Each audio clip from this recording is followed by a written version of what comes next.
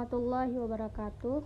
Perkenalkan, nama saya Afifah Nazan Asla dengan NIM 2107400029. Tujuan saya membuat video ini untuk memenuhi mata kuliah Bahasa Daerah Aceh, Prodi Pendidikan Bahasa Indonesia.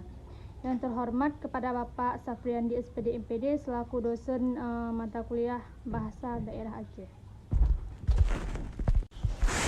Baik, materi yang akan saya bahas di sini mengenai kalimat. Nah, jadi kalimat di sini adalah satuan bahasa yang mengungkapkan pikiran yang utuh. Dalam wujud lisan, kalimat ditandai oleh adanya alunan nada, jeda, dan intonasi. Jadi dalam wujud lisan berhuruf Latin, kalimat dimulai dengan huruf kapital dan diakhiri oleh tanda titik atau tanda tanya atau tanda seru, dan disertakan pula di dalamnya berbagai tanda baca lainnya seperti tanda koma, tanda titik koma, tanda titik dua, atau tanda hubung. Selanjutnya, unsur-unsur kalimat. Unsur-unsur kalimat di sini ada subjek, predikat, objek, serta keterangan. Yang dimaksud dengan subjek di sini adalah pokok kalimat. Pada umumnya, subjek dalam bahasa Aceh berupa kata benda atau kata ganti. Subjek dapat ditempatkan pada awal kalimat atau pada akhir kalimat. Contoh dari subjek yaitu Gobnyan gesuk sepatu hitam, yang artinya beliau memakai sepatu hitam. Cara lain untuk menentukan subjek adalah dengan menambah kata di. Kata yang dapat ditambah dengan kata di inilah yang dapat difungsikan sebagai subjek kalimat. Yang selanjutnya predikat. Predikat ini merupakan unsur utama kalimat.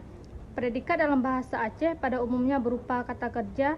Di samping itu, predikat kalimat bahasa Aceh dapat juga berupa kata benda, kata sifat, kata bilangan, dan frasa depan. Jadi yang pertama, predikat berupa kata atau frasa kerja. Contohnya, si raja golom jiwo, yang artinya si raja belum pulang.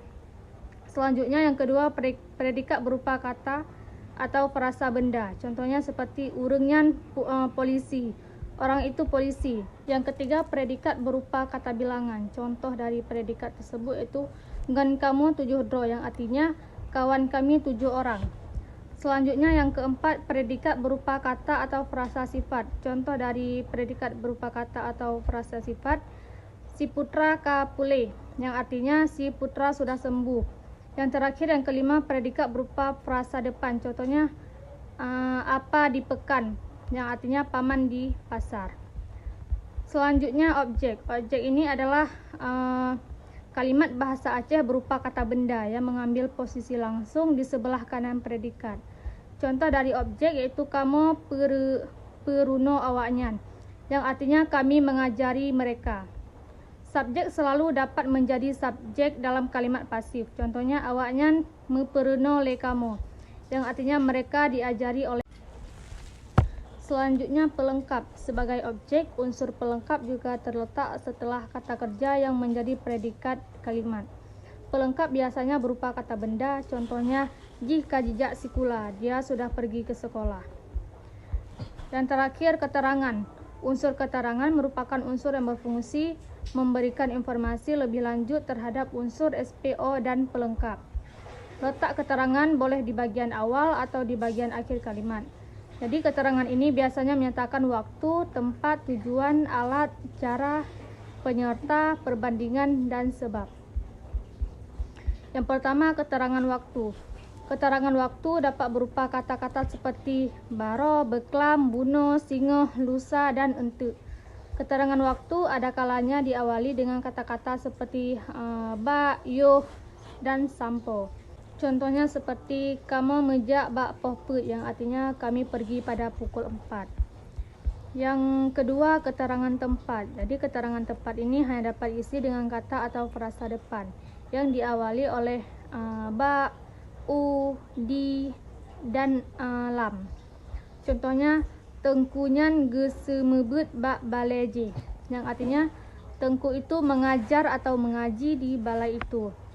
Yang ketiga, keterangan tujuan. Jadi keterangan tujuan ini ditandai oleh adanya kata depan, ke, mangat, dan bah. Contohnya, gobnyan gejuk peng ke anak ge. Beliau memberikan uang kepada anak beliau. Yang keempat, keterangan alat. Jadi keterangan alat ini adalah menyatakan alat yang digunakan dalam suatu peristiwa. Jadi keterangan ala ini dicirikan oleh adanya kata depan. Contohnya guru gemu tulih ngan gense, yang artinya guru menulis dengan pensil. Yang terakhir keterangan cara. Jadi keterangan cara ini ditandai oleh kata depan ngon, yang artinya gopnyan gejak ngan bagah gede. Beliau berjalan dengan sangat cepat. Selanjutnya keterangan penyerta. Keterangan penyerta ini juga ditandai oleh kata depan ngon. Artinya contohnya abua gejau gede ngan anak ge, yang artinya Pak Wa pergi ke pasar bersama anaknya. Selanjutnya keterangan perbandingan. Jadi keterangan perbandingan ini ditandai oleh kata depan lage. Contohnya anaknya carang lage yahji. Anak itu pintar seperti bapaknya. Selanjutnya yang terakhir keterangan sebab. Keterangan sebab ini ditandai oleh kata depan sebab. Contohnya ji han jiteje sebab beo. Artinya dia tidak bisa karena malas. Selanjutnya macam-macam kalimat. Yang pertama kalimat tunggal. Kalimat tunggal ini adalah ujaran yang terdiri atas satu kalimat. Biasanya kalimat tunggal terbentuk atas satu subjek dan satu predikat, serta boleh diikuti masing-masing oleh objek, pelengkap, dan keterangan. Jadi untuk memahami secara lebih seksama pengertian kalimat tunggal, berikut ini diberikan beberapa contoh. Contohnya Pak Junet guru kamu, ya artinya Pak Junet guru kami. Selanjutnya yang kedua kalimat majemuk. Kalimat majemuk adalah ujaran yang terdiri atas dua kalimat tunggal atau lebih. Perhatikan contoh di bawah ini. Si Amir jijak bak sikula, si Amat jijak upekan. Yang artinya si Amir pergi ke sekolah, si Amat pergi ke pasar. Contoh lainnya masing-masing terdiri atas dua kalimat tunggal sebagai berikut. Yang selanjutnya kalimat majemuk setara. Kalimat majemuk setara ini adalah dua kalimat tunggal atau lebih, yang masing-masing kalimat itu dapat terdiri sendiri, tidak saling menerangkan. Kaitan antara kalimat yang satu dengan kalimat lainnya menunjukkan berbagai hubungan, yaitu hubungan penjumlahan, hubungan perlawanan. Kalimat majemuk setara yang menunjukkan hubungan penjumlahan ditandai oleh adanya kata tema atau dapat diberi kata tema. Contohnya, kamu mejak bak sikula, diji jijak upekan, yang artinya kami pergi ke sekolah, dia pergi ke pasar.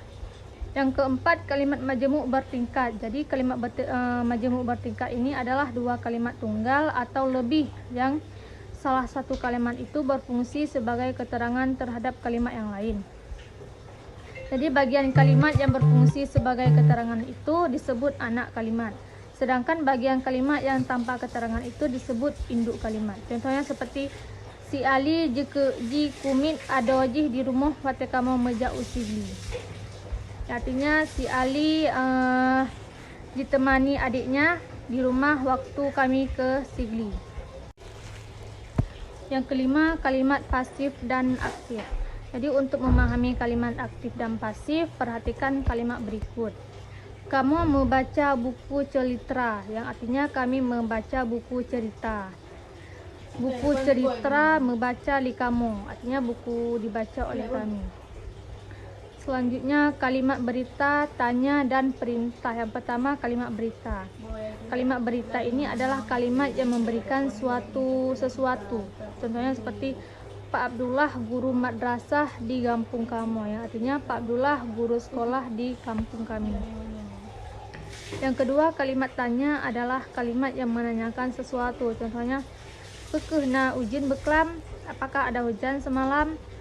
Yang ketiga, kalimat perintah adalah kalimat yang memberikan perintah untuk melakukan sesuatu, baik yang berupa melarang maupun yang berupa menyuruh. Contohnya, hai segaga tajak ngan tapak manteng, artinya hai sekali-kali jalan kaki saja. Jadi sekian pemaparan materi dari saya, lebih dan kurang saya mohon maaf. Saya akhiri dengan wabillahi taufiq wal hidayah. Wassalamualaikum warahmatullahi wabarakatuh.